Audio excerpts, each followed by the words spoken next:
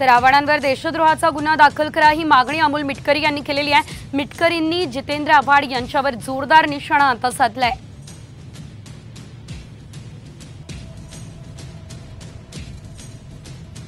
तर जितेंद्र आव्हाड यांनी बाबासाहेब आंबेडकर यांचा फोटो फाडल्याचा आरोप केला जातोय। त्यावरून आता मिटकरींनी सुद्धा जितेंद्र आव्हाड यांच्यावरती निशाणा साधलेला आहे आणि यावेळेस आव्हाडांवर देशद्रोहाचा गुन्हा दाखल करण्याची मागणी त्यांनी केली आहे। त्या आव्हाडांनी परमपूज्य बाबासाहेबांच्या प्रतिमेला फाडून हा राष्ट्राचा अवमान केला, त्याबद्दल त्यांच्यावर देशद्रोहाचा गुन्हा दाखल झाला पाहिजे। आणि जर आव्हाडांनी 24 तासाच्या आत माफी मागितली नाही किंवा महाडलाच बाबासाहेबांच्या बुटावर नाक घासून तिथं प्रायश्चित्त केलं नाही तर संपूर्ण महाराष्ट्रभर तीव्र आंदोलन छेडण्यात येईल।